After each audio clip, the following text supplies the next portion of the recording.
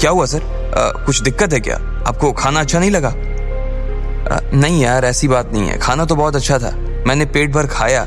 लेकिन मैं बस आपसे ये रिक्वेस्ट करना चाह रहा था कि अगर आपके पास ये खाना और थोड़ा बचा हो तो पैक कर दीजिए, मैं इसे अपने दोस्तों को भी खिलाना चाहता हूँ। लकी ने कहा और रुस्तम की ओर देखने लगा। वो सब एक पल में ही उसकी सादगी पर फिदा हो गए थे। लेकिन रुस्तम के लिए एक दिक्कत हो गई थी, खाना खत्म हो चुका था और खाना जिन खास मसालों से बना था वो भी उतने ही थे। हाँ सर, आप चिंता मत करिए, हम अभी पैक करवा देते हैं। जैसे ही रुस्तम ने ये बात कही, वो होटल के मैनेजर को बुलाने के लिए कमरे से बाहर चला गया।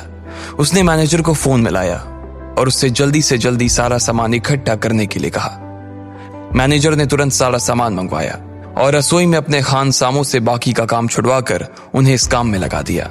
लगभग आधे घंटे के अंदर ही सारा खाना बनकर तैयार हो गया था। रुस्तम सर, खाना तैयार है। रुस्तम ने उससे इशारा किया और अटेंडेंट ने सारा खाना मेज पर लगा दिया। रुस्तम ने एक एक डब्बे का ढक्कन खुलवाया और उसे देखा और उसकी खुशबू भी ली। फिर उसने खाना लकी को दिखाया और बोला, सर आप देख लीजिए, सब कुछ ठीक है ना?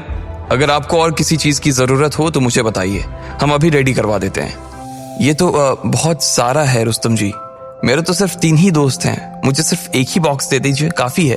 अगर मैं इतना सब अपने साथ ले जाऊंगा तो वेस्ट हो जाएगा। अगर आप चाहें और ये रिटर्न हो सके तो रिटर्न कर दीजिए, और अगर रिटर्न ना हो तो इसे बाकी लोगों में ही बंटवा दीजिए। लकी ने मुस्कुराते हुए अपने लिए एक डब्बे का ढक्कन लगा लिया था। मैनेजर ने डिब्बे के साथ एक बॉटल वाइन भी रखवा दी थी। जैसे ही लकी उस डब्बे को उठाकर निकलने लगा तो रुस्तम उसके हाथ से डब्बा लेने के लिए आगे आया और बोला, अरे सर, आप इसे क्यों उठा रहे हैं? लाइए, मैं इसे उठाकर रखवा देता हूँ। ठीक है रुस्तम जी, लंच के लिए थैंक यू, आप लोगों से मिलकर बहुत अच्छा लगा। अब प्लीज आप लोग तकलीफ मत लीजिए, मैं यहाँ से अपने लिए टैक्सी ले लूंगा। सर आप टैक्सी मत लीजिए, मेरी कार यहीं खड़ी है, मैं आपको छोड़ दूंगी। रागनी की आंखों में चमक थी, वो लकी के ऊपर से नजर ही नहीं हटा पा रही थी। ठीक है, ऐसा भी कर सकते हैं। जैसे ही रागनी ने देखा कि बाकी लोग निकल गए हैं, वो लकी की ओर घूमी और बोली, सर आपने मेरे साथ आने के लिए हाँ कर दिया, इसके लिए बहुत बहुत thank you sir. I am really sorry sir, मुझे नहीं मालूम था कि मैंने आपके ऊपर डाउट किया, आपको इतना कुछ कह दिया, इसके लिए आप मुझे माफ कर दीजिए सर, प्लीज। अरे ये सब तुम क्या कर रही हो रागनी, इसकी कोई जरूरत नहीं है, गलती मेरी भी तो थी, मुझे तुम्हें इस तरह से लिफ्ट में देखकर तुम्हें परेशान नहीं करना चाहिए था, इसलिए माफी तो मुझे तुमसे मांगनी चाहिए। अरे नहीं सर, आप माफी क्यों मांग रहे हैं? मुझे तो बस इस बात की खुशी हो रही है कि इतने बड़े आदमी ने मुझे देखा। मुझे उम्मीद है सर कि आप मेरे रूड बिहेवियर की वजह से नाराज नहीं होंगे। अगर मैंने अपने मुंह से कुछ भी उल्टा सीधा कह दिया हो तो मुझे माफ कर दीजिएगा सर, प्लीज सर, प्लीज। अच्छा चलो ठीक है, जो हुआ उसे भूल जाओ और गाड़ी स्टार्ट करो। लकी और रागनी गाड़ी में बैठे और देखते ही देखते उनकी गाड़ी ने लकी के कॉलेज जाने वाली सड़क को पकड़ लिया था।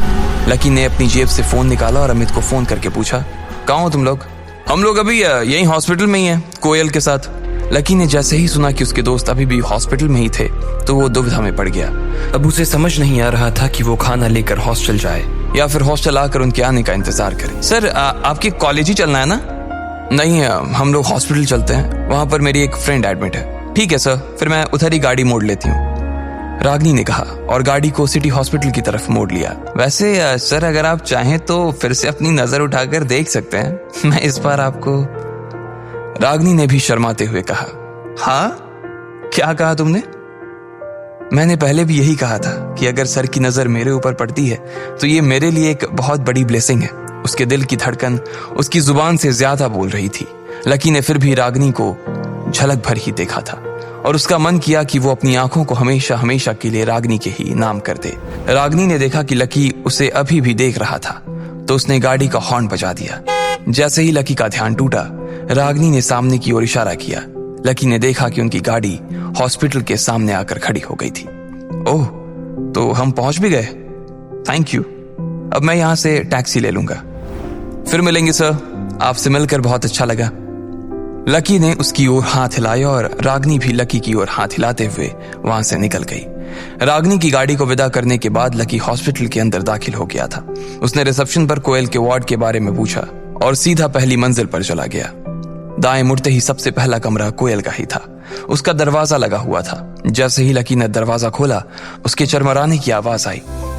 सब लोग कोयल के आसपास खड़े होकर बातें कर रहे थे और हंसी मजाक कर रहे थे।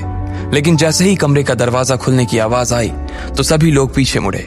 उन्होंने देखा कि वहां लकी खड़ा था और उसके हाथ में खाने का एक डिब्बा था और कोयल भी उसकी ओर देख रही थी। तो लकी को जबरदस्ती मुस्कुराना पड़ा और उसने कोयल से पूछा, कोयल तुम ठीक हो?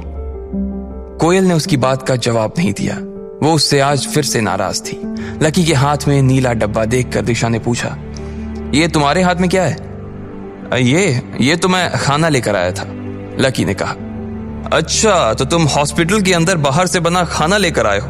तुम्हें मालूम है ना मरीजों को बाहर का खाना नहीं खिलाते हैं। अब वो क्या जवाब देता, उससे समझ नहीं आ रहा था। उसने पसीना पोंछने के लिए जेब में हाथ डाला, लेकिन उसे पता चला कि रुमाल उसकी जेब में नहीं था। उधर लकी की नाक में अस्पताल की खुशबू घुस गई थी।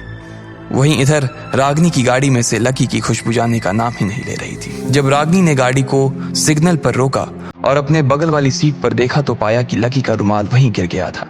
ये वही रुमाल था जिससे उसने रागनी की शर्ट पर लगा खून साफ किया था। ओहो, सर तो इसे यहीं भूल गए। अब रागनी ने सोचा कि वो अभी हॉस्पिटल से ज्यादा दूर नहीं आई थी, इसलिए उसे फिर से गाड़ी घुमाकर लकी को ये रुमाल देने के लिए जाना चाहिए था। अब आगे क्या होने वाला था? लकी कैसे अपने आप को कोयल के गुस्से से बचाता? और क्या रागनी उसे रुमाल देने के लिए हॉस्पिटल आ जाती? जब सब लोग लकी को रागनी के साथ देखते तो क्या सोचते? इन सभी सवालों के जवाब जानने के लिए नीचे दिए गए लिंक पर क्लिक करके इंस्टॉल कीजिए पॉकेट FM और फ्री में सुनिए दुनिया भर में हंगामा मचाने वाली ये जबरदस्त कहानी इंस्टा मिलियनेयर।